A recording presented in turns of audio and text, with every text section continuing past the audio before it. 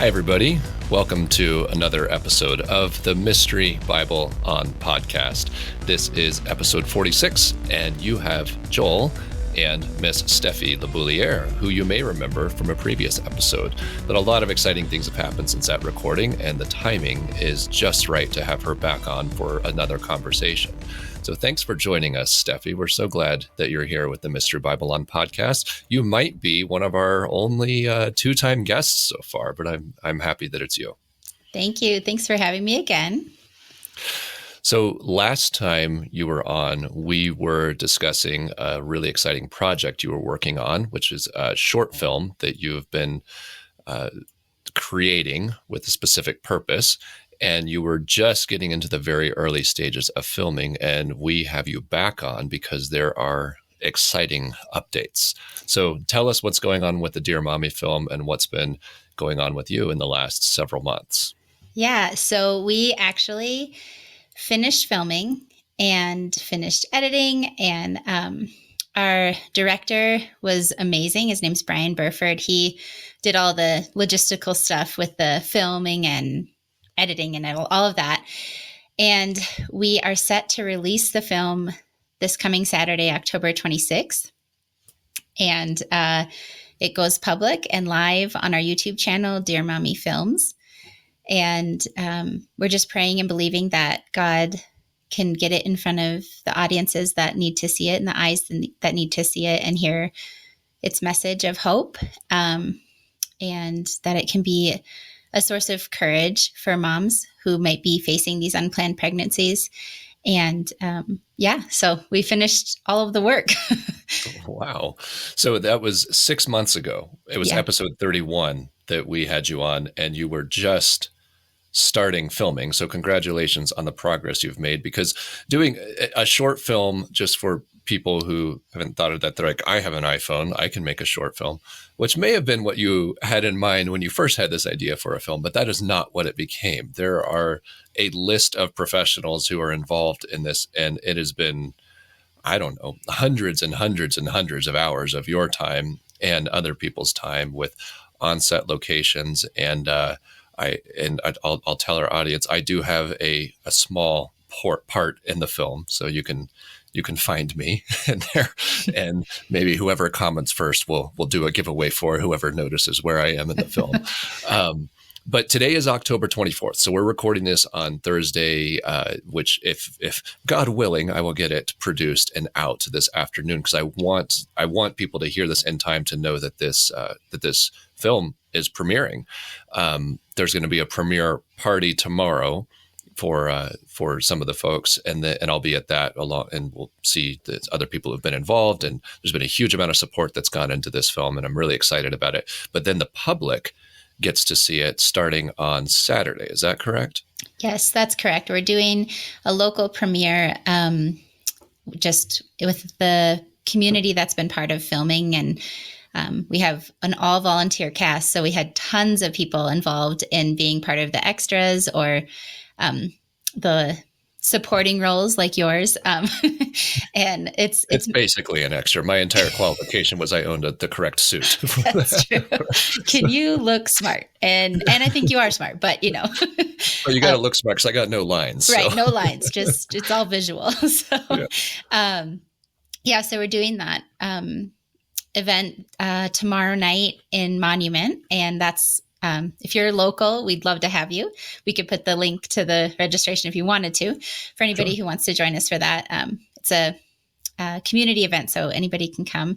And then that leads into our online release for the entire public to be able to view the film on YouTube. So that's where it'll release right now, and anybody can have access to it, which has kind of been the heart and mission all along, is that it's for everybody and anybody to use and have access to. And No, you've had to defend that. You had some opportunities at some points to monetize and put some walls around this and try to turn it into a thing. Yeah.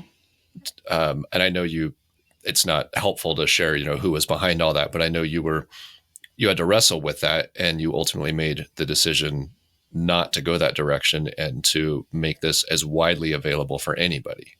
Yeah, it's never really felt like mine to hoard or monetize, honestly.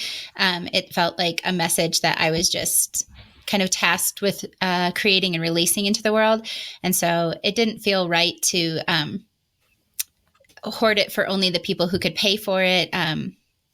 There just had been some suggestions of like, well, if you want this to be something that's sustainable, you're going to have to monetize it. And we both my husband and I both walked away from that meeting and just said, we're not going to do that. That's not what this is for. We don't feel right about that. Not that there wouldn't be maybe something in the future, because we do plan to continue making films and media that can impact the world and shape culture, and specifically on the topic of life in the womb and being an encouragement to moms and dads and families that are facing these really difficult things when they're not expecting a baby, but a baby's coming. So we just never felt right about taking money for this particular project. This just feels like it's not ours, and we just need to release it and just be faithful to do that. Well, it's a beautifully done piece of art, first of all, and you have had some extremely gifted people volunteer huge amounts of time, and some of them you obviously had to pay because of the amount of time it was taking, but they didn't know if that was going to be possible until later, much later on in the project, and nobody got paid a lot. No, even when they had a lot of expertise and normally would have charged huge amounts. So both on the directing side, the camera side, and then also on the music side, you had just an incredible gift of a musician who was voluntold to get involved and then did. Yeah, that's so true. Yeah. We had one big premiere for basically like our cast and crew and volunteers, and it ended up being about 250 people. They could invite family and friends, and it was like a red carpet event. So we all dressed up and we got together. So we did do that. So that's where you got to see the film back in August. I've seen it. Yeah. One of the few. And that's where all the professionals who got paid for their work and time eventually. You got to hear from them, and the individual, Anu Alphonse with Juneway Music, his brother, who's our pastor in Denver, Narup Alphonse, with Lifegate Church, he just kind of told his brother, "You're going to help my friend record something. It should take about 15 minutes." And he was talking about the voiceover recording, which is amazing, of the child, which he did actually volunteer. All of that. That was months of work editing and doing that, even though the recording we did in about 3 hours with a little girl who was the voiceover for the whole film. That initial endeavor was voluntold. And then he ended up saying, "I just really want to give this to the project." And but we did end up paying for him to compose the score. He's a beautiful musician. And so he composed the whole score over the film, which was also months of work for him to do that. And then our director, filmographer, editor, Brian Burford with Burfman Studios, he stepped out in faith and decided to join the project before we had anything but a script. And we are so thankful that he lent us his talents and his gifts. And then we also had Tyler Goodwin from, he actually is Elevation Worship's colorist. And we did contract with him to do the color. That was kind of the last step. And we were able to, we had funding for that at the time. So we were able to pay him for that, but he still worked overtime, just making sure it was just right. And he's just wonderful. So all these people are great individuals if you need anybody if you're in the filming industry. Which you never thought you would be. I want to talk about the script for just a minute. And we have, we have blurrier content. I use the blurry. I'm going to, by the way, listeners, BlurryCon for Blurry Creatures is next week. I'm wearing my t-shirt. I will be there for those of you who are going to be at the Blurry Creatures conference. We'll see you there. Steph doesn't know what we're talking about, but that's okay. Our listeners know what we're talking about. Stephie, I want to talk about the script for a moment, because the way the script happened is there's a word you haven't used that I always think of when you start telling about the script, because the script the way you describe it, I've heard you present on it a couple of times, is it came to you. But it came to you so specifically and distinctly. I always think of the word, and this is a woo-woo word that a lot of people are uncomfortable with. It came through you almost like it was channeled to you. You sat down and can you describe that process of, because when I first heard you tell this, it's like, I don't know if she's familiar with channeling, but it's kind of what she's describing here. I mean, I'm not, but I guess that makes sense too, because I feel like a channel is like an avenue that the Lord could flow through. So I don't know if that's what you're describing or what you mean, but yeah, it's good when it's God. Sometimes it's not God, and it's other dark, evil things that people channel. But when you describe the process, because I remember you telling the story of the script, and I was like, wow, that is not how people normally write a script for a film. Yeah, and I don't know, because I've never written a script for film, didn't plan on it, but we actually had gone to a church service together as a family. And at that service, they ended up talking about the issue of abortion. And my son and I were talking together on the drive home about what would it look like if, like, we want to be a voice for the voiceless, an advocate for the vulnerable, but what would it look like if they could speak on their own behalf? Like, what would that look like if they could, for a moment, if they could talk to their mom? What would they say? And so we were just kind of going back and forth in the car ride home. If I remember right, I think he was like 13 at the time. And so when I get home, all of a sudden I feel overwhelmed. Like, I need to go write something. And it was in the same vein of what we had been talking about, but I didn't know what exactly. I thought maybe it was like a spoken word poem or something like that, because it started to rhyme in my mind. And so I felt the hallowedness of the moment. Like, I've never felt that before. I've never done this before, but I texted out 5 of my friends and I asked, would you please pray? I feel like I'm supposed to write something. I don't know what it is, but I just feel like I need a prayer covering. And so I waited before I wrote anything down until all 5 had responded, and they all did very, very quickly. And some of them wrote out a prayer, some of them said they're praying, but these are the 5 people who are going to pray. Once I knew I had that covering, it was like on my phone. I was typing I didn't know how long it was going to be. So I was like typing what felt like a poetic letter. And it started with Dear Mommy. And providentially, I had a conversation through Instagram DMs with a close friend of ours from high school that JJ and I, my husband, went to high school with. And he's a producer out in LA, a film producer. And we had been talking. He said, if you ever have any ideas, let me know and I'd love to help you. And I said, well, I don't know what it is, but I have this thing called Dear Mommy. I actually had said that like 2 weeks prior to this, but I didn't have any concept of what it was, but it was just the title. And then this is 2 weeks after that. And this poem comes through, and I immediately sent it to our friend out in California.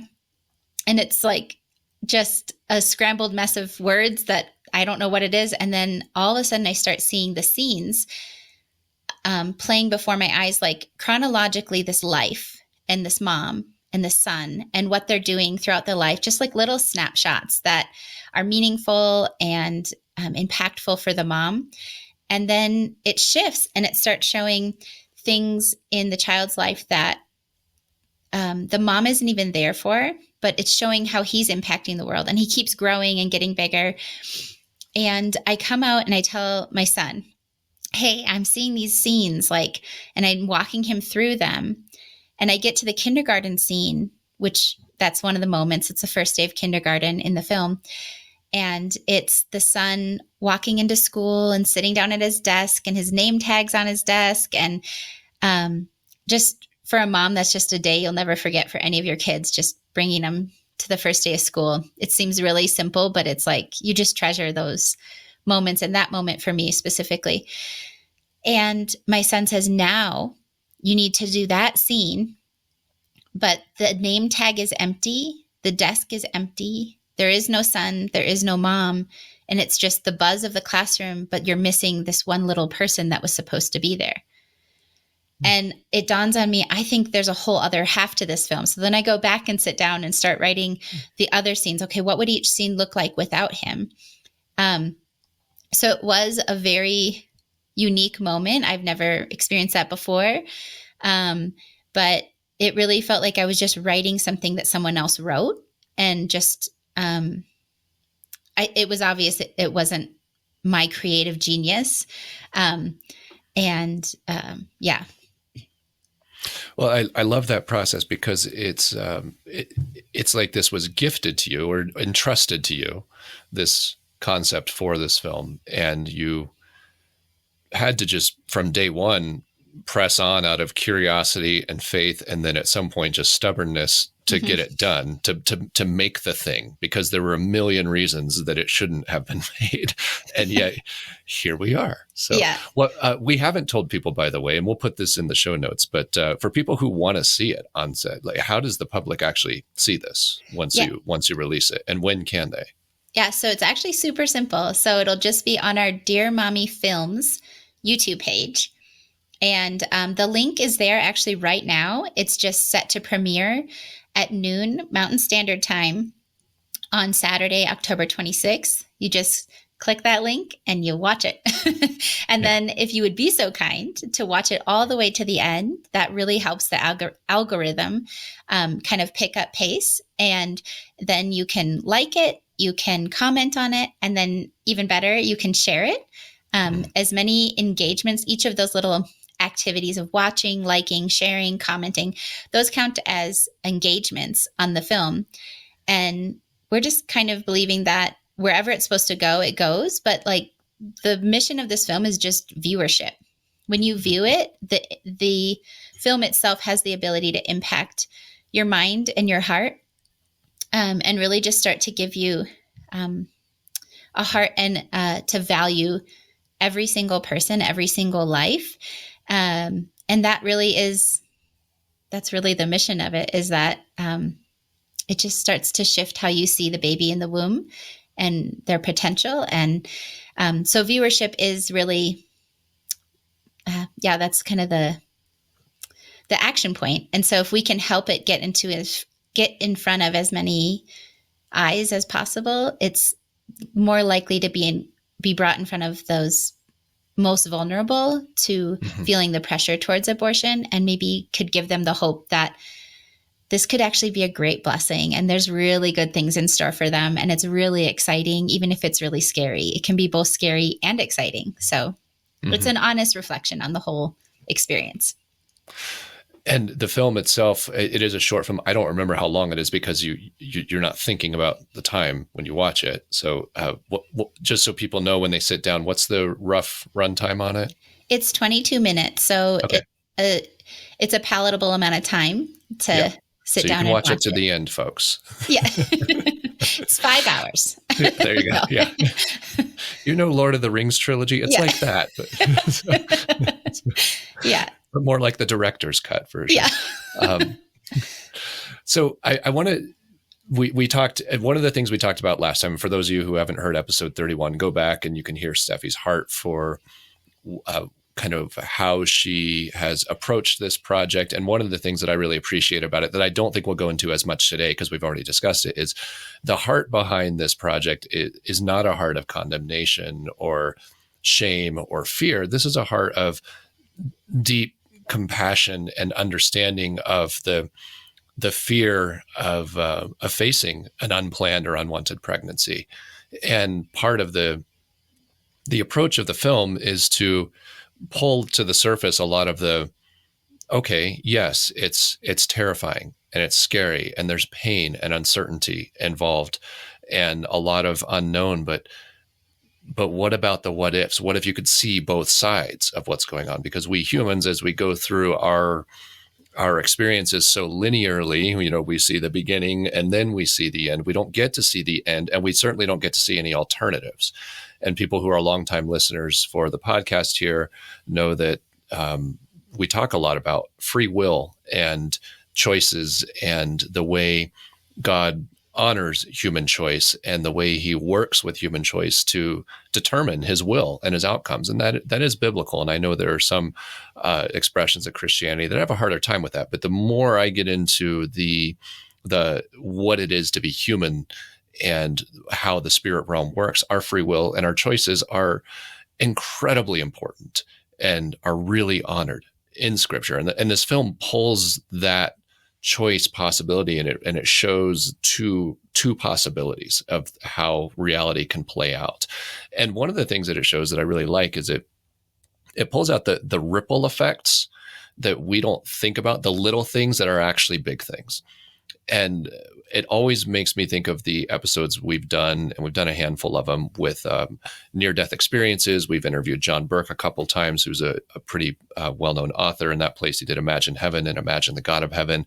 And I know for my fearless co-host, Dan, and I, near-death experiences are one of our favorite things to talk about, because you can't see things the same after you, certainly if you've experienced something like this, but even if you've just heard a lot of other people's experiences. And the Dear Mommy film is kind of in that same vein, where it's showing you versions of reality or of possible reality and what the human experience is. So, and I don't think, Stephie, I don't think you were, I don't believe in our conversations that you had all the context to be thinking that through at the time. You just had the heart to show this one thing. But what you didn't realize is there's an entire ecosystem of reality that's around this, that people are pulling their own pieces and their own experience into. And when I saw what you were doing, I think this is kind of how it works. And so it forces us to reflect. And part of our conversation today that you and I've kicked around, said we should just get back on the microphones and talk about this, is what is a baby? What are we doing here? How is it that we humans enter into life through this thing of being an infant? And that in some cases, and we can see this biblically, there's I believe in every case there's a plan in place, but sometimes we get that plan put in place explicitly beforehand. And sometimes God actually says, hey, I'm sending a baby. This baby's going to do this or that, or going to grow up to be this other thing. And I know you've been spending some time thinking about that biblically. Do you want to share some of your thoughts on when these lives have been foretold, even in some cases at birth, some cases before birth, and just so people realize this is a thing that happens regularly in Scripture and is probably in the spiritual realm the norm for what it is to be a human, that we're being sent into the world with some purpose and with ripple effects and with realities and parallel possibilities based on the choices and how we interact with other people. Yeah, I've just kind of been fascinated. I remember these verses where the story of John the Baptist or the story of Jesus, where the angel comes and says, hey, you're going to have this baby. And then I just kind of felt this nudge to go look at the actual scriptures and then look at them all succinctly together and see what is actually being said here, and what is God's heart towards these specific individuals, but then how could we apply that maybe on a broader scale to every person that's created, that's growing in the womb. And obviously some things are specific to that person, but I think the messaging is so consistent as you look at all these different characters through Scripture. I think the most popular verse that's used in the pro-life movement is... Hold on, I'm going to interrupt you really quick. You didn't do anything wrong, but okay. Something's bothering me. Can you, there's a button next to your mute button that says stop cam. I'm getting a delay on your camera. Okay. And I don't know if it's on just my side or if the viewers will see it. So just turn your camera off. Okay. And then back on. And let's just see if that, is I it think still that's delayed? better. I think it's a little better. Let's just roll with it. And I won't interrupt anymore, but. No, that's fine. Do you want? Okay, there we go. So you go back, you were saying the verse that is the most popular. Yeah. The verse that's the most popular, I feel like, and most commonly used in the pro-life movement is Psalms 139. It gets used often, but I think it's really, really interesting when you start looking at what is it actually saying here. It's a Psalm of David. So this is David. And it says, I praise you for I'm fearfully and wonderfully made. I feel like that's on t-shirts often. But if you really think about that, fearfully and wonderfully made, Wonderful are your works. My soul knows it very well. My frame was not hidden from you when I was being made in secret, intricately woven in the depths of the earth. Your eyes saw my unformed substance. In your book were written, every one of them, the days that were formed for me, when as yet there was none of them. And I guess I never really paused to see that he was intricately woven in the depths of the earth. That is an interesting phrase, and I don't really know where to place that theologically, but it's there and it's in the Bible. And yeah, I mean, everything else you can make sense of it kind of being the womb, and maybe it's a metaphor for the womb. I don't know, but there's something there. And then I'm glad you brought that up, because so the way the Western theological thought tries to reconcile this is they say, well, they use the metaphor because the earth is like the pregnant belly. Like, first of all, like, how much of a curve of the earth did they understand? We don't know. But I more and more, as I study ancient Near Eastern thought, I don't think a lot of the things we call metaphors, I don't think they were thinking metaphorically. Obviously, they had the ability to do poetic thought, but I think there was a belief that there was something happening in the depths of the earth. And because we get this idea all the time in scripture that we Westerners ignore, that is heaven, earth, and under the earth. And you think about it, it says every knee will bow in heaven and on earth and under the earth, which implies that there are knees under the earth that are capable of choosing to bow. And then the Joseph story, for example, then when Jacob hears about the death of his son, he says, I will go down to Sheol and sorrow and be reconciled with my son there. So that was what he believed, is when I die, Joseph and I will be reunited under the earth. And then some people take that a step further, and I think this is a very interesting and worthwhile consideration of what Jesus did during his death. When it says he led captives in his train, he descended into the lower realms and brought out captives, presumably to somewhere better, assuming paradise or something like that, the edges of heaven, and we can get into all the geography of heaven at some point. But so there, I all that to say, in Psalm 139, that Davidic psalm, there's several things he says in there. He says, I was known, my frame wasn't hidden from you when it was woven together, which is a really interesting way of putting it, because they know that the baby is growing in the womb, but at the same time, he's saying, no, there's something happening somewhere else as well. And then together, there's this uniting of this thing, and it includes all the days of my life being written in your book before one of them ever happens. And that can get into all the predestination stuff, because we see things very, very linearly, but God doesn't. He's above that. He sees the entire thing, and our choices don't surprise him, but they're also not forced by him. So that psalm, and there's more in that psalm. Where can I go from your spirit? Where can I flee from your presence? If I go up to the heavens, you are there. If I make my bed in the depths, you are there. Again, what is that? That depths is that abyss word, which is a really dark, it's a different from normal depths. It's a deeper depths. If I rise on the wings of the dawn, if I sit on the far side of the sea, even there your hand will guide me, your right hand will hold me fast. And then if I say, surely the darkness will hide me and the light become night around me, even the darkness will not be dark to you, the night will shine like the day, for darkness is as light to you. Like these concepts are very deeply theological concepts that he's talking about when it talks about darkness. That in scripture there's darkness and then there's darkness, and they're actually different words. In English we just get dark and we just think, oh, it's just darkness. But he's not saying he's not saying, oh, your eyes can't perceive because of dimness. He's saying that the darkness is an actual physical thing that envelops and hides, but it's not dark to God. He perceives that differently than we do. So there's so much in that Psalm 139, too much to fit on a t-shirt, but it's a beautiful expression that calls into question all these things of what is human? What are we? And then looking at getting these hints of what David believed a human was and who he believed he was is a really it's worth reflecting, because we have this mundane idea. I found out yesterday a friend of ours is pregnant, and we're just like, oh, yay, baby's coming. It's fun.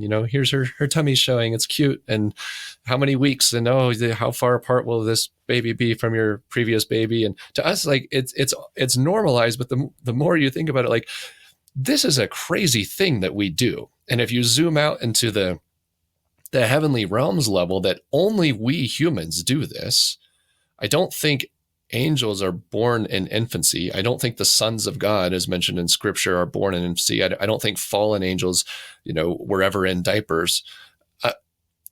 Only we do this, where we go to this completely ignorant state and start from the beginning, from scratch, and learn the human experience absolutely from scratch. And so in that context, to think that Jesus did that is crazy. Like he's God, and he goes, guys, I'm going to do the human thing. They're like, well, what do you mean? He's like, I'm going to be a baby. And the scandal of that, you got to imagine there must have been, an uproar in heaven going, is that even legal? Can you do that? And he's like, watch, So anyway, I interrupted you because you got me going on the, I love it when people stop at the weird verses and go, wait, what does that even mean? Like, well, it doesn't mean nothing. It's not in there for filler. Ink was expensive back then. They weren't, David wasn't just making up words for rhythmic's sake. He was trying to tell us something, or trying to share something that he believed, and we shouldn't skim over it. Yeah. Yeah. I think I had to memorize Psalm 139 when I was in 6th grade. And so it can be trite to me, especially because it's used so often, but I really loved to just pause with it and really see each word for what it's saying, and maybe I didn't even know it was saying all along. And so that was just really interesting.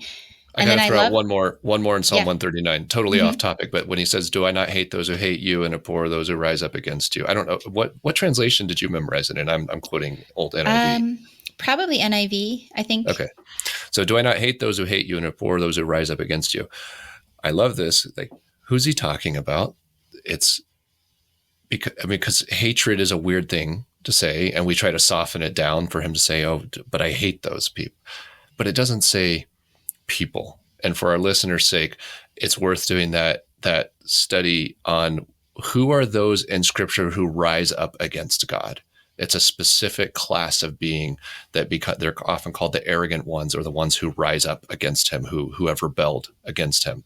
And I suspect that what David's saying there is, I want nothing to do with these other gods, these ones who have turned against you, have risen up against you. I reject them in full, and I hate them, and I abhor them, and I want nothing to do with them. I don't think he's just talking about like the guy down the street who isn't very Christian. I don't think that's what he's talking about. I don't think it's biblical that, we're supposed to harbor hatred for other human beings anyway. So that's a verse that a lot of people stumble over that I have fun with. So sorry for going off topic, but no, Psalm 139 is full of stuff like that. So. Yeah. You can memorize it and then just miss stuff. And so, I think it's interesting though, because that talked a lot in Psalm 139, the portion where he's discussing his life in utero, or maybe even before utero, like before he had a formed substance. He also talks about himself in Psalm 22:9. He says, yet you brought me out of the womb. You made me trust you, even at my mother's breast. From birth, I was cast on you. From my mother's womb, you have been my God. And then Psalm 71:6, he says, upon you I have leaned from before my birth. You are he who took me from my mother's womb. My praise is continually of you. And so there's this concept of while he's in the womb, that he is trusting God because God made him to trust him, and that he was cast onto God. And that, if there's an option of all these gods you could have, that he says that you have been my God from my mother's womb. And before my birth, he leaned on God, that there was a trust in God, and that there was an acknowledgement that he was the Lord, that he was God, while in the womb. And I think that is such a fascinating concept to think about, especially as a mother who is trusting in Jesus, that like my children could have this ability while growing in my womb to extend their trust to God, to acknowledge God as God. And it takes the whole pregnant experience and parenting experience to a whole different level. If you could be praying that they be cast onto God, that they would lean on God, that they would trust God, acknowledge God, and experience God while he's forming them.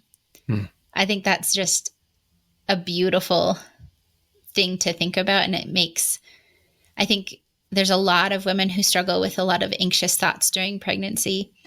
But if they could kind of fixate on that thought, that like their baby could be having an experience with the hands forming them as he's actively forming them, that is, I don't know, it just alleviates a lot of the things you might be worried about. And I don't know, I guess if that's true of if that's a potential for every baby growing in the womb, then I do start to see why this is as abhorrent as it is to God when we destroy that life that he's in relationship with, quite possibly, that he is interacting with in a way that they can feel a peace and a trust in him. It's a different thing. And you start to see it as the grievous thing it is when we just destroy that life and call it choice, or we do it just to have a little bit more freedom, or whatever the case may be. I know there's a lot of different circumstances that put pressure on a woman to feel like that's the best choice. But I think it's good and right to start to think about, well, what if that's true too? That God is present with them while he's forming them. He's speaking to them. He's in a way that they can even trust him. That like a lot of people like to say that like being an image bearer of God means that you have this level of consciousness that a baby just doesn't have. Well, I would argue that if a baby can put their trust in God while they're this little thing that's being formed, then that maybe they have a lot more consciousness than we are aware of, than we know, or than we understand.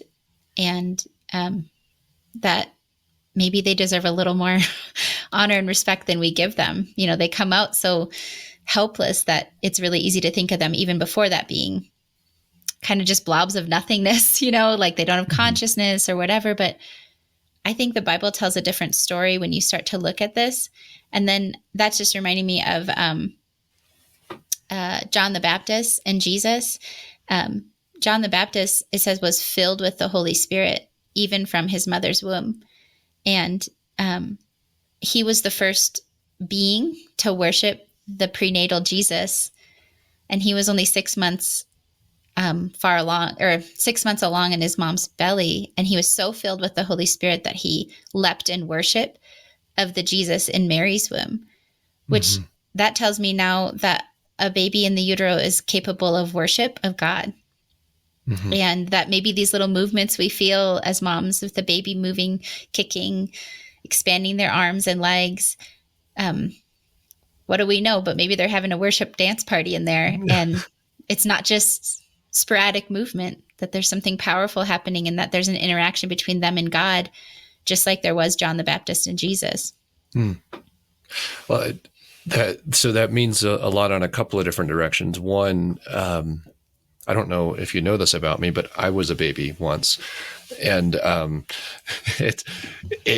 if what you're describing is true, then it's meaningful to think back of, well, what was my experience then? Was there a time where I knew God's hands? Was there a time where I had that perfectly innocent?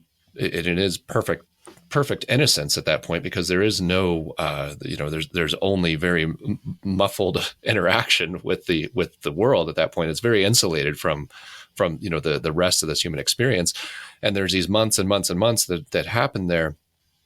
And what was my interaction with God? Because I do believe, and I expect you probably do to some extent as well, that little kids know certain things, and sometimes they see things or perceive things differently, and they seem to have a certain, from time to time at least, a certain amount of holy experience or holy interaction. They perceive the world differently, and I think there's a higher spiritual sensitivity to that. So if we zoom it back even further, then is it a substantially higher spiritual sensitivity?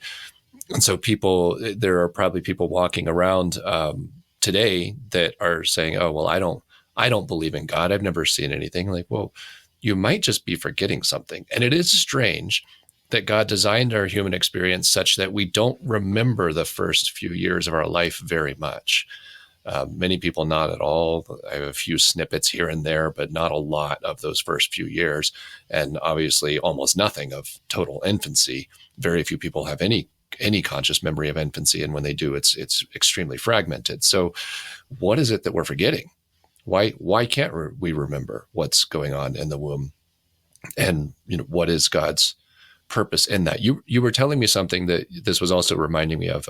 Before we were recording, we were talking about the worldly idea of the parasitic baby, meaning, when a baby forms, it's really not good for the mother. This is just obviously there's dangers and struggles with pregnancy. I have children, and my experience with my wife and I, her pregnancy, they were really hard on her. She was very, very ill during a lot of the pregnancies. And it's easy to slip into this idea of like, oh, this baby thing is sucking the life out of this mother. But you have some research and things that I didn't know about that were really interesting, that kind of turns some of that concept on its head. Would you be willing to share some of that?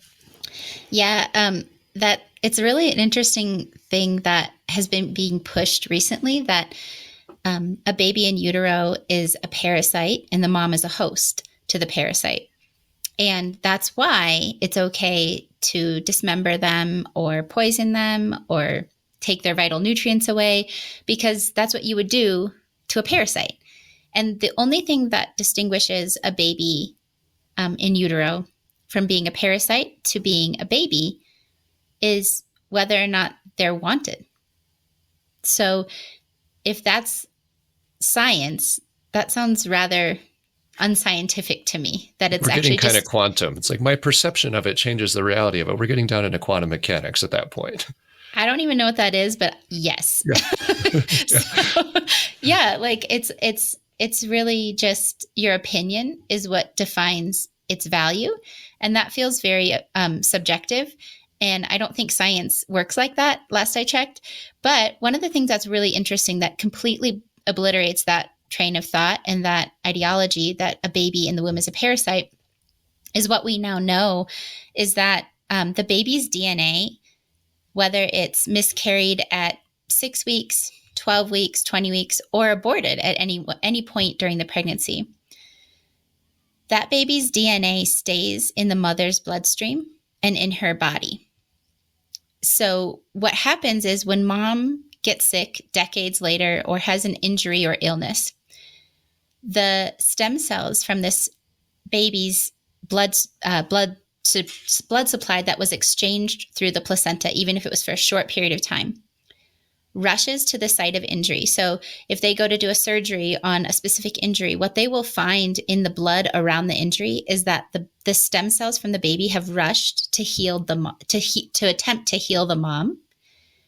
And that's long after, decades after the baby has left the mom's body, for however it ended up leaving, whether it was born full term and delivered, whether it was miscarried early on or later on, or whether it was aborted, the baby's blood works to heal the mom in her own body. And that doesn't sound like a scientific parasite to me, because that's not just caring for the mom during the time when the mom is caring for baby. Like the mom's body does really sacrifice for the baby during pregnancy. I don't think anybody who's ever been pregnant would deny that you are laying down your life so that this child can have their life. But in the process, the repayment is for the rest of your life within your body. It's this thing that no one even knew until recently was going on, this exchange of care, this exchange of healing, this exchange of nurturing for the 10 months that you cared for the baby or the 6 weeks that you held the baby in your body. That baby is providing a service to you, which last I checked, I don't think parasites do that. And they No, also don't have the potential to be anything besides a parasite. And that's the right. babies do. And then you can, if you wanted to get really literal and logical about it, you can make the argument that the baby outside of the womb is not less of a parasitic relationship, just in terms of requiring nutrients and care, and not exactly, it requires, it increases the vulnerability of the parents who are involved in raising that child substantially. Yeah. So there's no, you could make the same argument, but yet somehow we say, no, the argument no longer applies after a certain point. What this reminds me of, and this might be completely scientifically wrong. I don't think it is, but this is just a funny kind of anecdotal thing. So back when I was in undergrad, I had the great privilege of living in a community of extremely elite athletes. I was not one of them. I'm a decent athlete, but these were world-class level athletes, many of whom went on to be Olympians. And I happened, because of a friend, I lived in this, I was involved, I spent part of my undergrad at University of Colorado Boulder, and I lived in houses with the team that were the track and cross country teams, and they were national champions at the time. And there were a handful of Olympians that came out of that crowd. There was a running joke that was not really a joke. And it was a running joke that wasn't supposed to be a pun, but I'll take it. There was a running joke that wasn't really a joke because we all sort of believed it. It was these elite level female athletes who, some of whom went on to be well known in certain running circles. They would get married and get pregnant. And then the joke would always be, oh, she's going to have a baby. She's going to be a lot faster when she comes back, because they would be like, they would have this baby and suddenly be coming back and running like better times than they were before. And I don't know if there's any scientific validity to that. But it was, for anecdotally amongst the community, it was like, oh no, she's had a baby. She's going to be a formidable force to be reckoned with when she gets back on the track. Nobody's gonna be able to touch her, because like she's going to break all of her own personal records. It would be an interesting study, or if any commenters know anything about this, or anybody who's listening to this, I'd love to hear more. But that was our very limited observation at the time, was young women who became mothers were tougher and stronger and higher performing athletes after the fact versus before. So that's just you were making me think of that. And maybe I'm completely wrong, but I can't think of a lot of exceptions to it. So that if somebody knows more about that, then they can share it with us. And maybe it has something to do with those stem cells. But I thought that was fascinating research that you shared. I didn't know about the baby's DNA staying in the mother's blood and actually being a helpful factor in the mother's blood for decades after she carried that child. That's amazing. And there's probably way more that we don't even know about, because we wouldn't have even had the science to understand that until recently. Yeah. I mean, this is, I guess, more looking at like the way a mom's body takes care of the baby after birth. But there's even research showing that like if you breastfeed the baby for an extended period of time, your risk of breast cancer greatly diminishes. That like that service even helps somehow. I don't know the science behind it, but I know that there is science to support that breastfeeding for an extended period of time decreases your chance of breast cancer. And they're directly correlated. And so they do suggest that if you can, that you do that, because as hard as it is, like it's a service to your body too. And I think that's just a small taste of the spiritual equation of like, that like you need to lay down your life to find it, and that give and it will be given to you. Like that doesn't make any sense, but I feel like even in those little ways, God is allowing that to practically come back and bless the mom in the ways that she's laid down her life for her child, or given to her child, and then it coming back to her in ways that nobody knew it was going to, but it is really neat. So I like the phrase you use, the spiritual equation. So let's talk about the spiritual equation.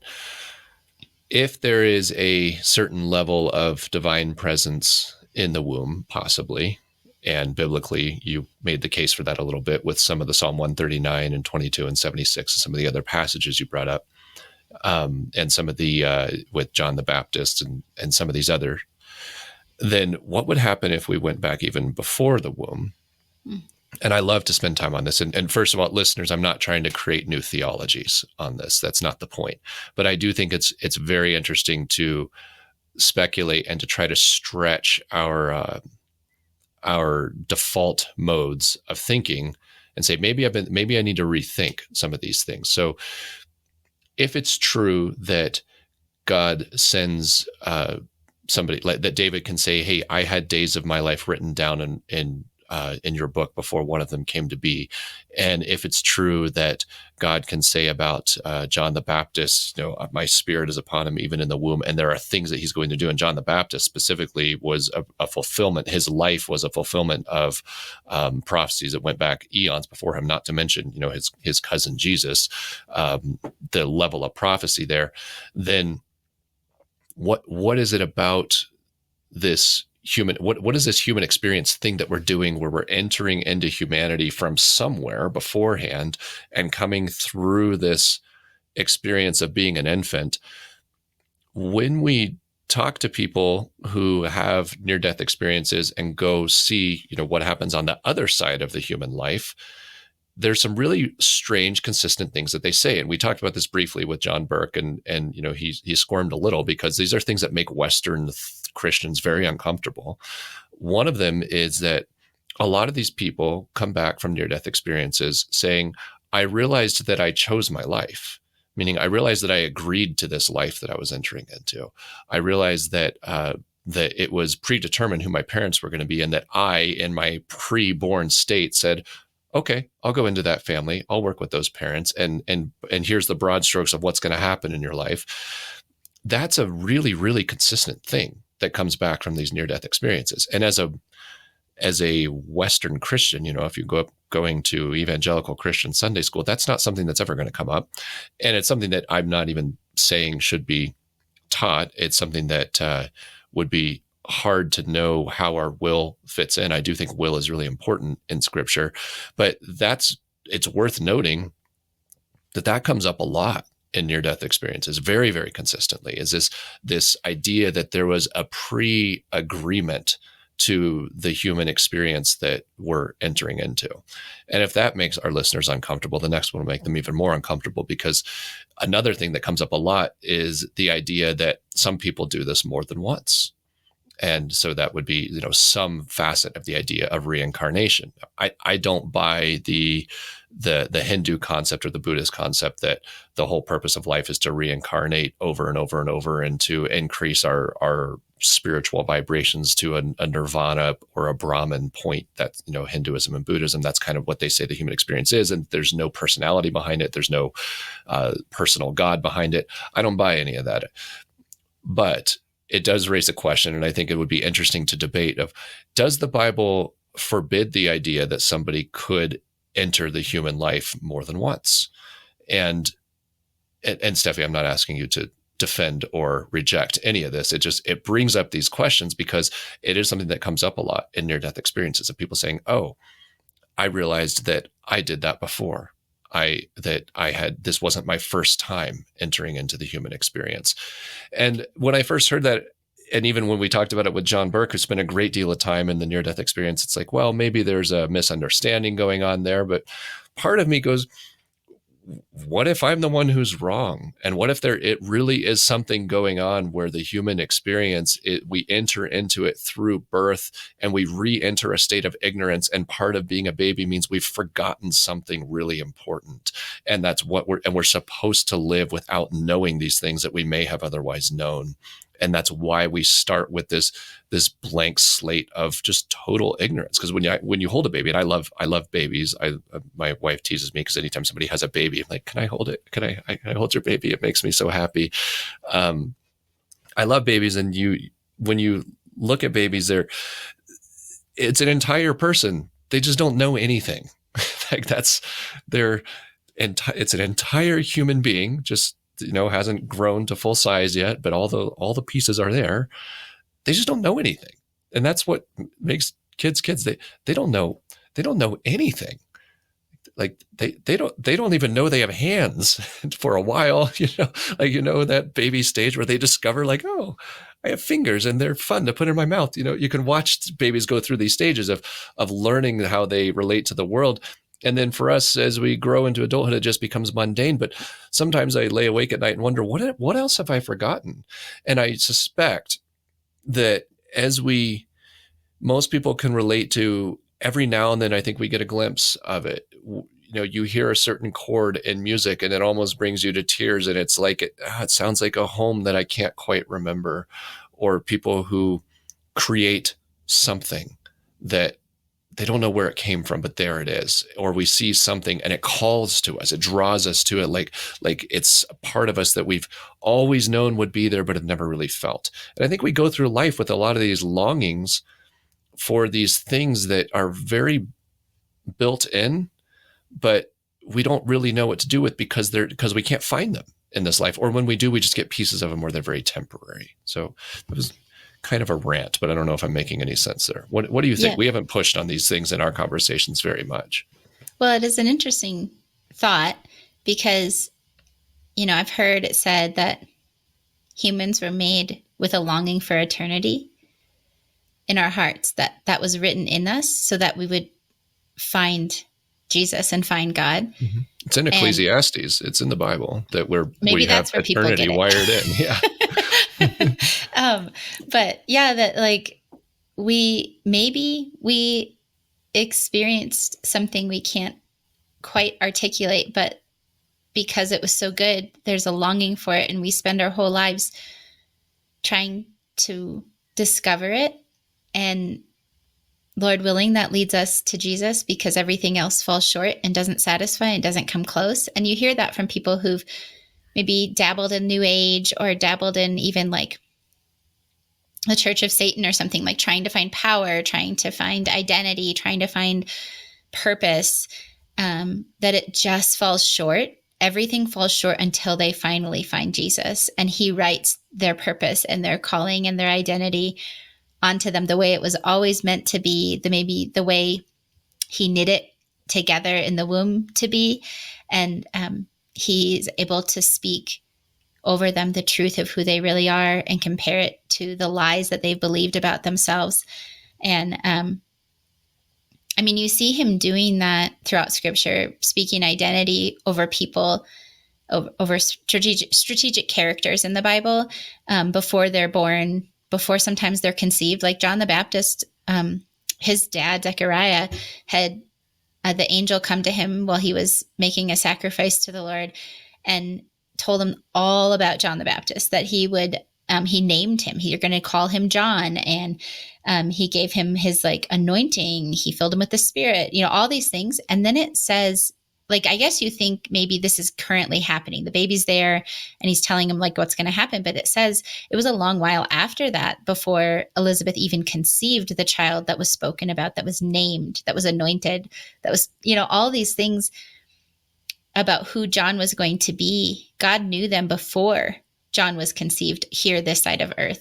So I guess it's not impossible that John was somewhere, his spirit, his soul, I don't know, with the Lord. Well, he almost had to be. I mean, if we're eternal, I don't know how we can convince ourselves that we were nowhere and then we were somewhere. And right. I don't mean we're eternal like God, but if it seems to me like almost more likely that we were somewhere than that we weren't anywhere. Because how else would that work? And again, God is above all this, so I don't think we in our linear minds are supposed to fully understand it, but it does start to answer a lot of things. It starts to help bring into focus, what are we doing here? Why is this life the way it is? Why is it so frustrating? And why is it so hard? And why is it so hard to find the things that our souls long for, like belonging and home and unconditional love, and these things that it seems like we are missing from the beginning? You have that a little bit in that infant mother relationship. There is a microcosm of that. There is something extremely special about that mother infant relationship. That interaction is absolutely sacred, and the father gets some of that, but and you move beyond that, and we don't spend the rest of our life looking for it, but we try to find similar kinds of unconditional love and similar kinds of knowing and experience and closeness, and they're really, really hard to find. And even when they are there, they're good but fleeting or fragmented in a lot of cases, and then they end, because everything ends in this life. And I think it was C.S. Lewis who said something along the lines of, my conclusion is that if I'm always longing for something that can't be found in this earth, is that I wasn't really made for this earth. Mm. And I wonder more and more, especially as I talk to thoughtful people like yourself, Stephie, and who kind of force me into these reflections with the conversations we have. I wonder more and more if that's kind of what we're doing here. This tour of duty we're doing in humanity is a setup, like for what you described. It's a setup to have to find Christ, because I can't find a lot of other point to it. Not that I do like life, but it's temporary. It goes away, and I'm becoming increasingly interested on like the so what of it all. Yeah. I think if that's true, let's just speculate for a second that say that explore the space. We have room for activities. Yeah, that like this is just an opportunity. Earth's experience is an opportunity to find and trust Jesus, and find and see that he is good and trustworthy. Then I would argue that the enemy will stop at nothing to convince everyone in a unique way that they don't have a purpose in being here, or that, even sometimes going as far as to say, like, who would even miss you if you weren't here? Mm-hmm. And trying to cut that short, like, have you cut it short before you truly and completely trust Jesus? Like, this could be people who know the Lord, but are struggling with those thoughts of like, that things have been really difficult and really hard. And, I don't know that God causes all difficulty. I think there's sometimes he does facilitate that to bring you to him. But I do also think that there's just a brokenness in the world, and the enemy capitalizes on that pain and that sorrow and that grief and that loss. We hurt each other. We do it all the time. And he points the finger at God and says, you can't trust him. I mean, it's the same thing he did in the garden. Like, did God really say? And he's like putting the words of God, well, he's spinning them. First of all, he's twisting them. And then he's saying, that's not applying to you, or that, who is God and who are you? Like, wouldn't you rather have this greater knowledge that I could give you? Wouldn't you rather, escape this thing God made for you in the garden? Like, I can give you more than this. And so he promises us more than God already gave us, which is sufficient and perfect as is. But then he also accuses God of not being who he said he is. And then he tells us lies about ourself and our purpose and our calling. And I think, it's a really common theme in human existence and experience to feel jilted by the pain in the world, and then for the enemy to quickly point the finger at God. Because if he can get you mad at God, he's broken the trust between you and God. If he can point the finger at God and say, look what God did to you, look what God took from you, then the natural conclusion is God is not good. And if God is not good, you cannot trust him. Mm-hmm. And so it's an age-old tactic of the enemy. A lot of the times I really believe, like, what Ecclesiastes says is that there's nothing new under the sun. And he's really just like reapplying the same old tricks. There's not a whole lot of ingenuity to what he does. He does tailor them a bit to each person because, he sees like, oh, when I told you how alone you were, you really got sad. So I'm going to do that a lot, Like, he's not all knowing, but he is wise and he is cunning.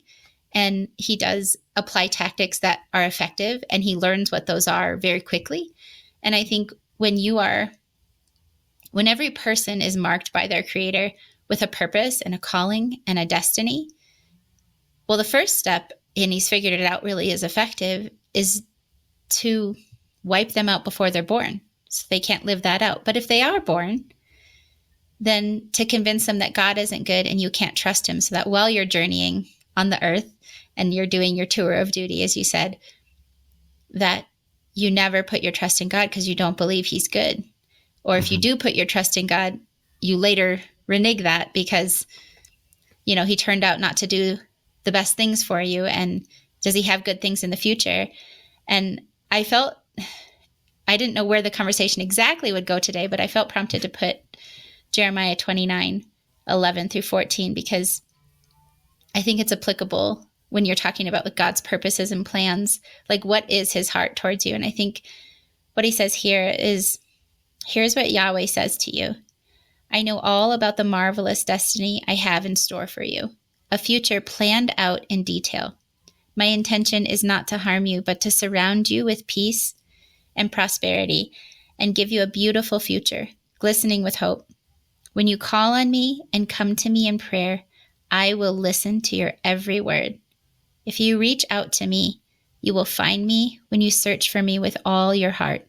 I will not disappoint you, declares Yahweh. All that you have lost, I will restore.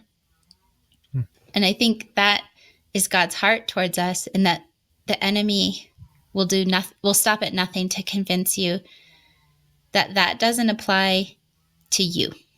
Like, maybe that's God's heart for all of humanity, but look at what God's done in your life. And I just think that it's just the age-old trick of the enemy, and his whole tactic is to get you not to trust the one who's trustworthy. And yeah. It reminds me, and listeners, you'll have to forgive me if I've told this recently. It's been something that I keep coming back to in my mind. So, Stephie, I have a little girl, Hannah, and she and I are very close, and we have been since the day she was born. There's a picture of me holding her the day we brought her home from the hospital, and she's smiling at me, like full on big smile, which most babies that little don't do that. It's not day 2 and 3 is not usually their smiles, but she was. And so we've always been close. And something happened recently where she was riding her bike with on the Santa Fe Trail, and she was with her brother, and she had a pretty bad fall where she hit a hole or went out on the sand and got she scraped up her knee pretty bad. And I wasn't there at the time. I was at work. So when I got home, my wife said, "Can you look at Hannah's knee? I don't know if I really got it cleaned out properly." And I looked at it and was like, it's not. Like, there's a lot of gravel and dirt in here. And so I said, "Okay, Hannah, honey, I'm going to have to clean this out. And there's no way this isn't going to hurt because there's gravel in your knee and there's skin torn. And, and if I don't clean, all the things you go through with kids, it's like if you have to dig a splinter out or something, like if I don't get this out, then so it'll be better."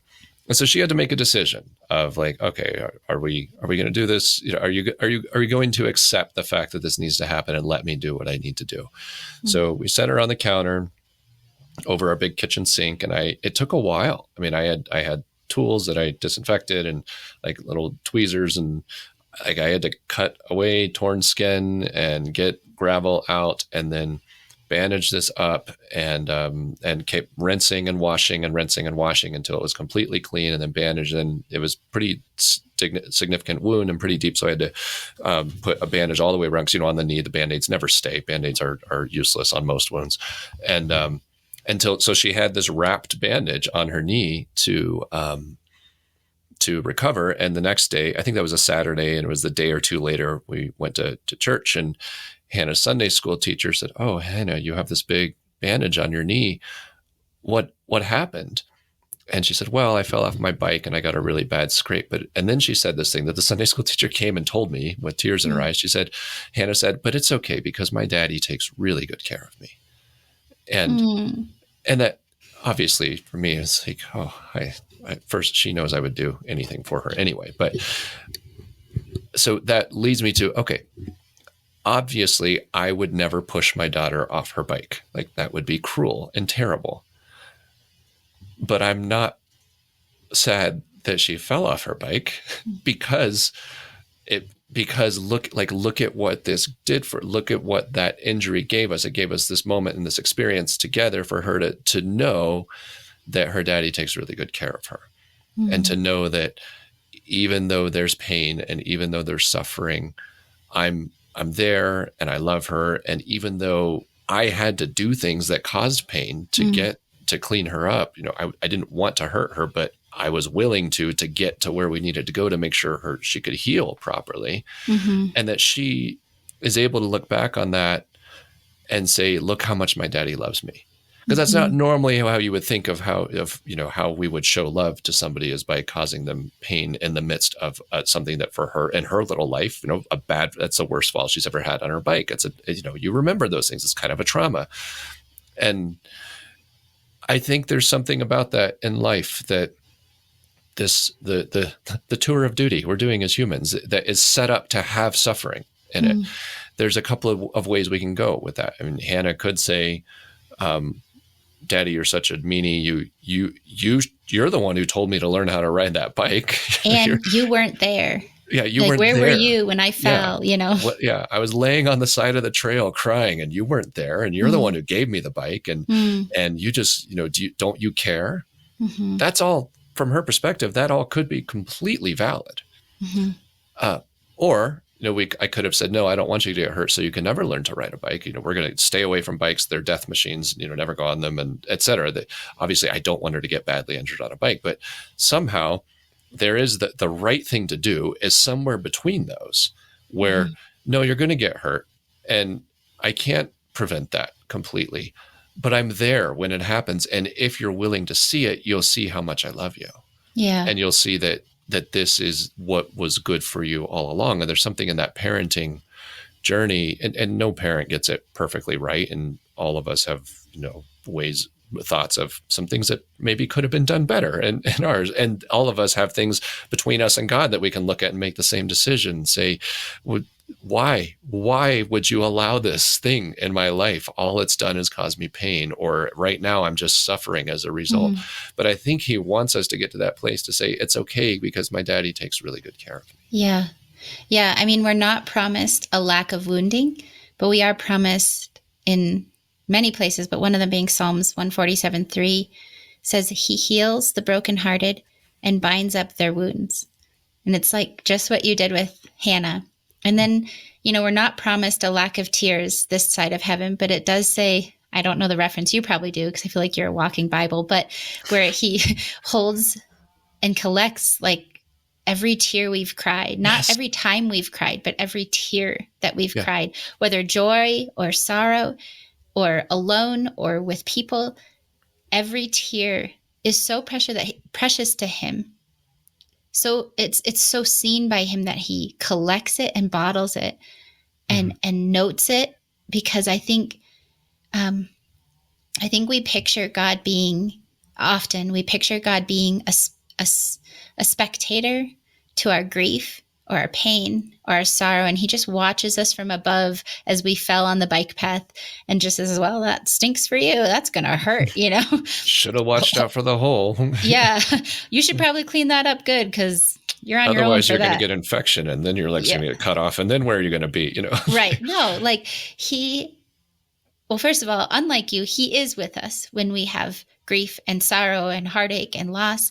And I think of what he did with Mary, when Lazarus had died, and he waited because he knew he was going to raise Lazarus from the dead. And he approached her, and Martha has her words with Jesus, but then Mary comes. I believe I'm saying the right order, but Mary comes, and she's just weeping. And she's like, if you had been here, he wouldn't have died. And she's just lost in her grief.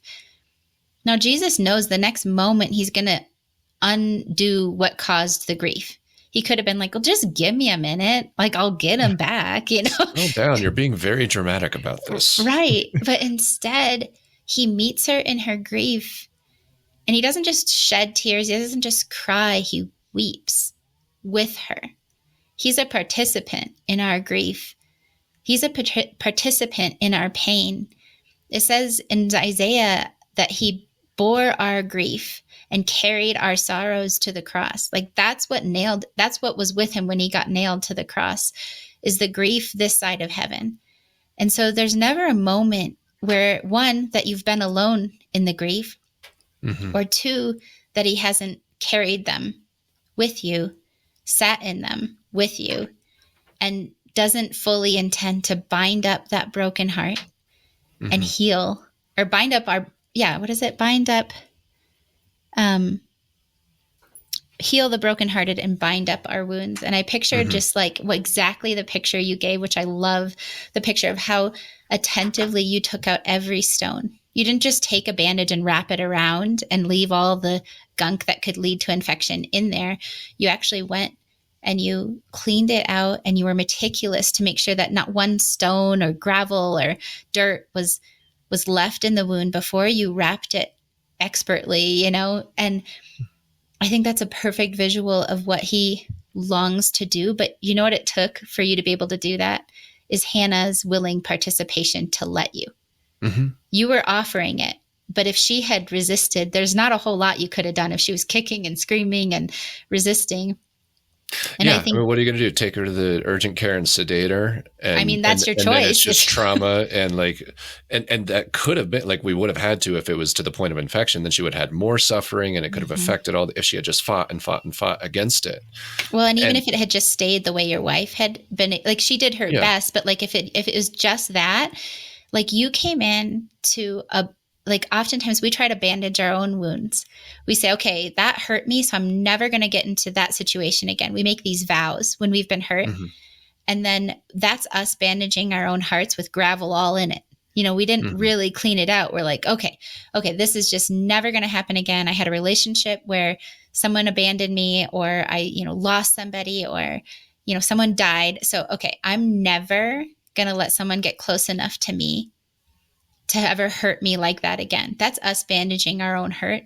And God's inviting us to open that wound back up, take off the bandage, which probably, visually I'm like, it's Mm-hmm. sticking to like the old gunky stuff. And even taking the bandage off that we put hurts, because it feels like it's okay just to cover the wound a little, but he's Yeah, got to like take it off, and he's got to go back in and remove all the pieces that needed to be out in the first place. But that takes an invitation, and it takes a level of trust, mm-hmm. and it takes us consenting to him kind of doing that inner surgery and healing what he longs to heal, because he's hurting in it with you. Yeah, yeah. And if the kinds of things we're describing are true, Mm-hmm. where there is where there's a point before and after, and where we're supposed to enter into this life with total ignorance, and that learning relearning trust of him in ignorance, and with compromised vision, compromised understanding, and compromised intellect, and a dim spirit in a lot of ways, and having to live in this very insulated place where we're just like a baby in the womb is insulated from this reality. We're insulated from the larger reality. There's so much we can't see. And it's interesting that Jesus calls the whole process, being born again. It's such like, of all the metaphors, that's so strange, but I'll come back to that. If the things we're saying are true, and if it is true that he's with us, then we should expect to see really strange things in the Bible, like things like Paul saying, I have to participate in the suffering of Christ. Like, that doesn't make any sense unless these kinds of things are true. Or Jesus saying, whatever you did to the least of these, you did to me. Like, and I even back to, as you were describing the how it says God collects our tears, I don't think that's a metaphor. I think he actually collects our tears. I think there's a level where that is literally true, and the level where that's true is a more literally true level than what we think of as tears. Our physical tears are not really our tears. The tears of our soul are able to be collected. And I think if he wouldn't say that if he wasn't collecting them. Why would he say he was collecting them if he wasn't? It's a weird thing to say. But we see these references in Scripture, like Jesus saying, what you do to others is what you do to me. Or like Paul making that reference of, my suffering is Christ's suffering, and I'm supposed to experience this suffering so that I can understand Christ. Why would it be that way? In any other, it could be any other arrangement, and yet the Bible is describing this thing that we try to put these mundane layers over, but it's not mundane at all. Yeah, I think it's as a father, and I think I know as a mother, as much as you don't want pain for your children, ever. You can handle your own pain, but watching your children be in pain is something unbearable on a different level. I've said it to my boys before. I'm like, nothing makes me angry faster than when one of my kids gets hurt. Like, even if it's nobody's fault, my anger level, when there's an actual injury, my anger goes to here. Yeah. Well, I think like you as a father represent the Lion of Judah. Like, if there wasn't an anger towards things that hurt your children, and then I think mothers represent in some ways the Lamb of God. Mm-hmm. Like he's lion and he's lamb, and it's represented in male and female and how we respond to our kids. And like, I had heard this story. Our pastor was sharing about this injustice that someone came to him and was sharing about. And it was a woman who had been trafficked by her parents. And she was explaining the experience as a child. And he stopped the conversation. He goes, okay, I'm overwhelmed with this. I need to do something. And I want you to know I'm under control, but I just have to say something that I feel like God is like screaming into my heart over this situation that you're describing to me. And he's got tears running down his face, and he just yells out loud as he can in this little office. And he says, "It's not right." But like he yelled it in the mic.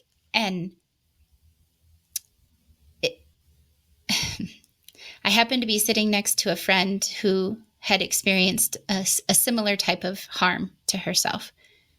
And she just started weeping because she needed to know what the God of justice, the Lion of Judah, thought about this pain. And there's times where anger is right, that he would be angry at the suffering, that he would be like, so if you feel angry at God, I wonder if he also feels angry, but just at the right thing, which is the thing that hurt you. And then as a mom, I feel like I just want to get as close as I can, and I want to be as near to them as possible, and I want to hold them in it. The last thing I want is for them, if they're hurting, I don't want that in the first place, but if they are, I want to be with them. Like the thought of being far from them and knowing that they're hurting, like one of my daughters was in gymnastics and broke her tibia, and I got the call and I was 5 minutes away, but not being there at that moment and knowing she was infinitely too far away.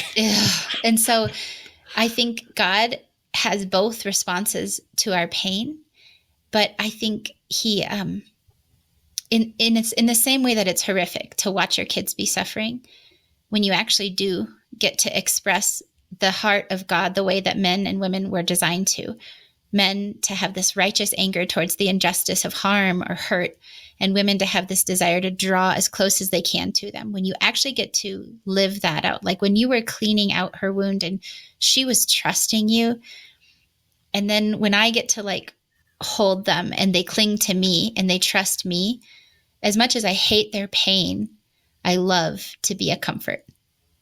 I love to sit there with them in it. If it's the only thing I can do, it's the best thing I can do. And I think if we can picture God as both mother and father in our pain, that he draws as near as he can, that he bends down to listen to what we have to say, that he comes when we cry out to him. Like, find me a point in scripture where someone genuinely calls out for the presence of God in repentance or in hurt, and that he doesn't just draw near. Like it says in Isaiah, that I will listen to your every word. If you reach out to me, you will find me when you search for me with all of your heart. That he is a responsive, present God who is just as outraged at the hurt entering our life through this broken world. And then that the purpose of that comfort is that the God of all comfort comforts us so that we can comfort others with the comfort we have received. But I think he does, as much as he doesn't want the pain, he relishes being trusted with our pain, and he relishes comforting us and being near us in the midst of it. I'm becoming increasingly aware of the amount of eyeballs on our experience, and how, yes, Christ is here. He's participating, and it's not just him. There's an entire, as Hebrews puts it, there's an entire cloud of witnesses, and I think many of them aren't people, and there are other things that are watching what's going on in our life, and when that's biblical. You see it in Ephesians 3 that God's plan from the beginning, the great mystery of the gospel, is that the manifold wisdom of God would be made known in heavenly realms through the church. So the church, or human experience, is being observed by heavenly realms to understand God. And so we're kind of the object lesson that is experiencing a lot of this, but we're on a stage, but there's an audience that we can't see. Just like when you're on a stage and the lights are dim out there, you can see what's going on the stage. You can't really see; it's very dim what's happening there. And I think our experience is very similar, where there's a lot of eyes on what we're doing and how we respond. And so I think that rage that that gentleman was describing, that it's not right, that level of rage, I think that echoes through heaven. I think there's a million voices that will scream that simultaneously with just as much anger. And just like when Jesus was born, and you had these choirs of angels come overflowing out of sky out of the sky for the shepherds to see this choir of excitement, like the amount of excitement. And it's because they're seeing something that the shepherds totally didn't understand. Like, why is this? Like, why are all these angels singing about the birth of this baby? That's weird. Well, they've been watching the whole play, so they're getting it. They're like, oh, this is the entrance of a really important character that changes everything. And it's like when the audience of a play like can't help but participate in what's going on the stage because of their level of excitement. Similarly, I think there can be a level of outrage. And so when you're describing, when you call on me with all your heart, I'll be there. A lot of that is getting our perspective oriented to the point of saying, well, do I even believe this is true? Do I believe that there's a cosmic outrage when something truly wrong happens, when evil suffering is inflicted on somebody innocent? Do I believe that there's a cosmic outrage about it? Do I believe that I am worth that outrage if something has hurt me that shouldn't have hurt me? Do I believe that Jesus would care enough that he could have the same level of outrage on something that was done to me that I would have if it was done to a child?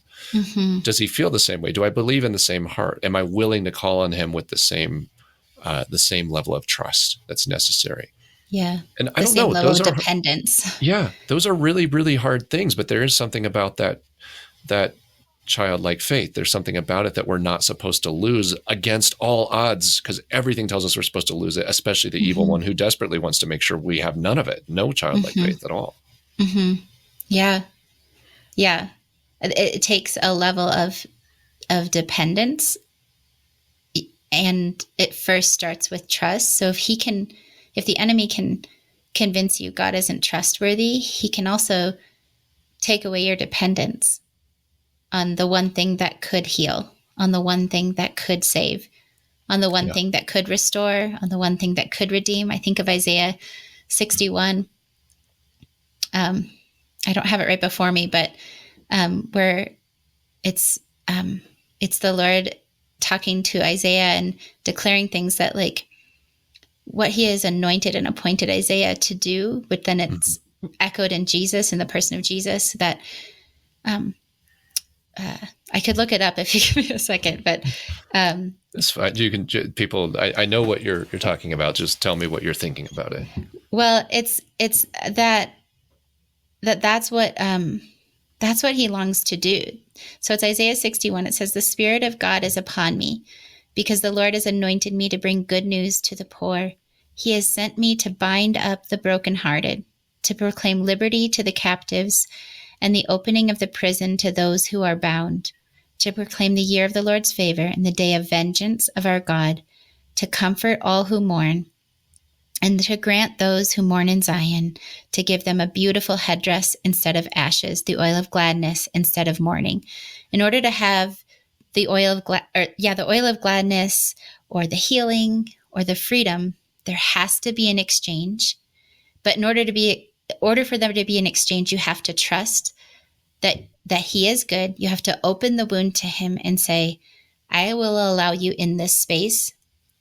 I trust you to take what's bad and give this exchange, this spiritual equation kind of thing that doesn't make any sense. You're going to take my hurt, my bondage, my brokenheartedness, and you're going to give me gladness. You're going to give me joy. You're going to give me healing. You're going to redeem it. And then he anoints those people who've been healed and restored and set free, that they're going to be the ones that rebuild the ancient ruins, the places long devastated. So whatever happened in your genealogy, in your family line, if you've been broken by it, but you open yourself to healing, this thing is promised that you're the one that's going to go back and restore the things that have been long devastated, that's actually going to be your calling if you open to healing, which is why the enemy is so dead set on first breaking your trust so that you will never experience the healing he has died on the cross to give you. Yeah. And you never go back to those ruins, because that's all just bad. And he doesn't want us to see truth in the journey. He wants us to see anger and callousness and bitterness and turning from God in the process. And so one of the things I love about that is when you bring up that Isaiah passages, it's true that Isaiah was doing that, but it's also true that Jesus is doing that. And Jesus, Jesus actually applies those same verses to himself. But what that means is that we also are doing what Jesus has called us to do. And when I had an amazing experience recently that meant the world to me. I was talking to a Sunday school age child, and I said, and we had this great interaction. Every certain little ones I just click with and connect. And I said, don't you know that Jesus really likes you and loves you? And she said, well, I do when I'm talking with you. And I was like, well, like she was little, she's like 5. She's probably never going to remember my name, but I hope that she, like, if that's all I'm doing is that Jesus would say, hey, she needs a reminder, and Joel's there. So I'm going to go remind her of what she needs to know through Joel. And so, cause it's not me, that's she's seeing Christ's love in reality, so that she can remember how Jesus feels about her. And I'm just the warm, willing body there to say it. Because I'm listening, and because Jesus is telling me about her, and I believe it. So when I say it, she can see that I'm telling the truth. And then she goes, oh, well, when I'm talking to you, I do remember. And maybe that'll help her remember the rest of the time. And obviously for me, I was like, good, my day here is done. I should go straight to bed, because this was an A+ day if I can get that. But I think it's our commission as well. It's what we're supposed to be doing. Yeah. It's what we're supposed to be doing. And I don't know why I overcomplicate it constantly. It doesn't need to be that complicated. I can treat people like that all the time. In theory, I just got to get Joel out of the way sometimes, because he tends to get kind of selfish and grumpy and self-focused and hungry and all the things. I get the hungry thing. Yeah. Right. No, I think that's like, if we have the Spirit of God dwelling within us, and that was what Jesus said about himself, then that's all of our calling. But we can't walk in what we don't possess. We can't give away what we don't possess. Yeah. So the first step as a believer is to believe that is for you. Yeah. To trust God with the deepest hurts, the times you felt the most alone, the times you felt the most betrayed, the things that make you so angry with God. Bring everything to him in honesty. Like, he is big enough to handle it. And I had a friend who had lost her brother suddenly to suicide. And she went through about 8 months of just darkness. And she just was so angry at God. And then she finally went to God and was praying through some of it with this person who was helping her work through it. And we just had her closing her eyes and just imagining God before her, like, and just say everything you want to say to him. And so she's just out loud, imagining Jesus is before, but like saying it all. And she's just like, I'm just so angry at you. And she said that she just saw him like open his arms and like just let her just beat on his chest. Mm-hmm. And he's like, I'm big enough to handle your anger. Mm-hmm. You can do that as long as you need to. And then she just did that in her mind and her heart, just saying all the things she was angry about until she had nothing left to say. And then he just wrapped her up and held her.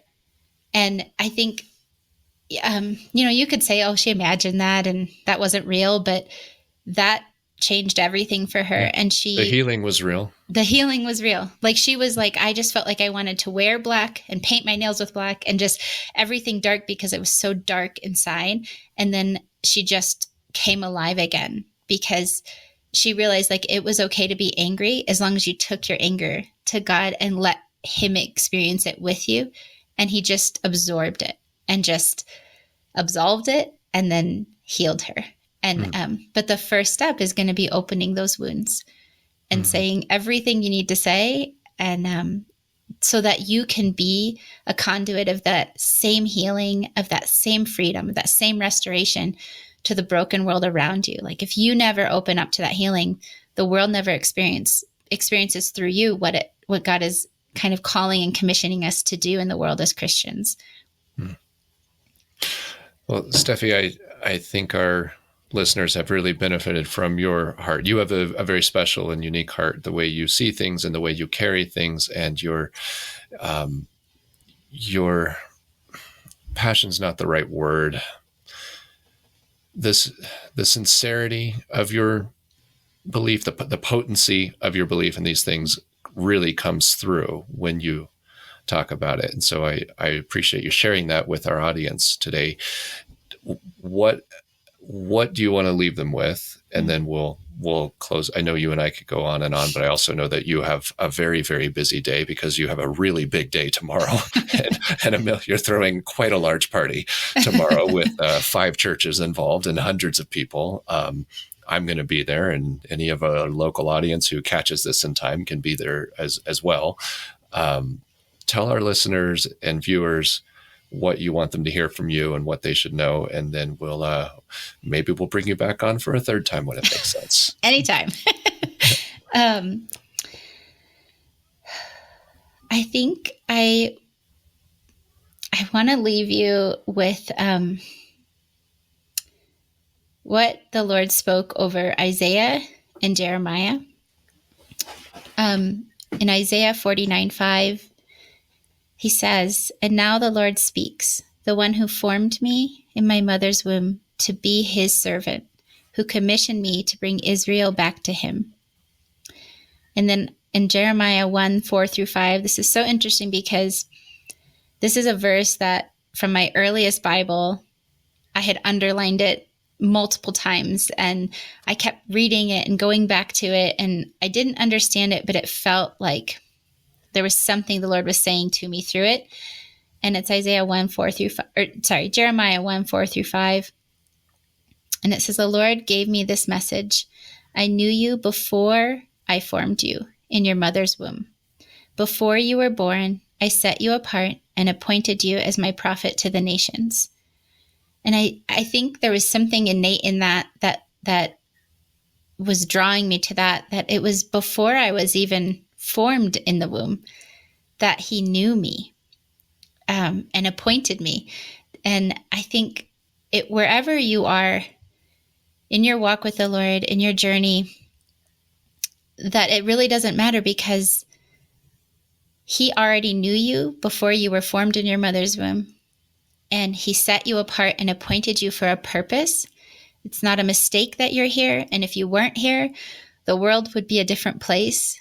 And I would argue a darker place. And that if that's true of you, then it's true of every baby growing in the womb. And that's the reason that I feel passionate about giving them their dignity and worth back through a creative lens of a short film. And, but like I said, if it's true for one, it's true for the other. So if it's true for all babies in the womb, then it's true for the person who feels like no one would miss them.